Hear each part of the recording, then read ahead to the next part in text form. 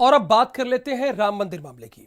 लोकसभा चुनाव से पहले राम मंदिर मुद्दे पर केंद्र सरकार ने एक नया दांव चला है। कुछ लोग इसे मास्टर स्ट्रोक भी कह रहे हैं और कुछ लोग कह रहे हैं कि देर से लिया हुआ फैसला है। देखिए, ये ग्राफिक्स के जरिए हम आपको समझाने की कोशिश कर रहे हैं। सरकार ने नया दांव चला है। मोदी सरकार ने मंगलवार को सुप्रीम कोर्ट में याचिका दायर कर अयोध्या मामले की गैर विवादित जमीन को राम जन्मभूमि न्यास को लौटाने की मांग की है। सरकार ने कोर्ट से विवादित जमीन को छोड़कर बाकी जमीन पर जारी यथास्थिति को हटाने की अपील की है। अयोध्या विवाद में केंद्र सरकार का बड़ा दाव। सुप्रीम सुनवाई से पहले केंद्र सरकार की अर्जी। गैर विवादित भूमि लौटाने, स्टे हटाने की मांग। 2019 लोकसभा चुनाव से पहले राम मंदिर निर्माण का मुद्दा एक बार फिर से गर्मा गया है। राम जन्मभूमि विवाद मामले में केंद्र सरकार ने बड़ा दाव चला है। सरकार ने कोर्ट में अर्जी दाखिल कर कहा कि विवाद सिर्फ 0.313 एकड़ पर है, बाकी जमीन पर कोई विवाद नहीं है, लिहाजा इस पर यथास्थिति बरकरार रखने की जरूरत नहीं है। अर्जी में 67 एकड़ गैर विवादित जमीन राम जन्मभूमि न्यास को लौटाने, बाकी के बचे 0.313 एकड़ विवादित जमीन पर सुनवाई करने की बात कही गई है। गौरतलब है कि गैर विवादित जमीन अयोध्या में राम जन्मभूमि बाबरी मस्जिद जमीन विवाद के आसपास की है।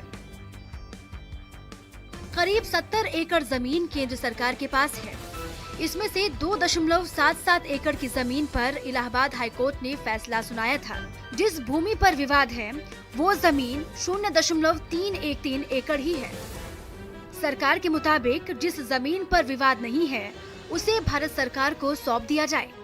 सुप्रीम कोर्ट को भी सोचना चाहिए। ये जो जमीन था, इसको सुप्रीम कोर्ट ने पहले डिक्लेयर किया था अनडिस्प्यूटेड है, इसको किसी प्रकार से भी उपयोग हो सकता है, स्वाधीन है मालिक।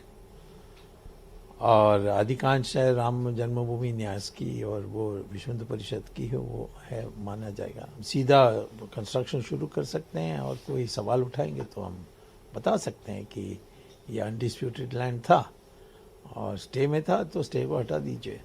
यह जो केंद्र सरकार अधिग्रहण किया है तो पूरा अधिकार केंद्र सरकार को है और केंद्र सरकार जो भी चाहे, जिस रूप में चाहे उसकी व्यवस्था कर सकती है और जिसको चाहे उसको दे सकती है, क्योंकि बाकी जितने लोग रहे सबको वह मिल चुका है मुआवजा। ऐसी स्थिति में सरकार यह नहीं समझ में आ रहा कि यह सुप्रीम कोर्ट से उसको मांग कर रही है कि हमको दे दिया जाए, तो यह याचिका किस उद्देश्य से है ये पता नहीं है।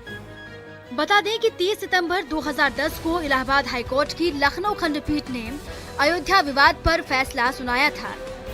3 जजों की बेंच ने अयोध्या में 2.77 एकड़ की विवादित जमीन को 3 हिस्सों में बांट दिया था। जिस जमीन पर रामलला विराजमान है उसे रामलला, दूसरे हिस्से को निर्मोही अखाड़े और तीसरे हिस्से को सुन्नी वक्फ बोर्ड को दे दिया गया था।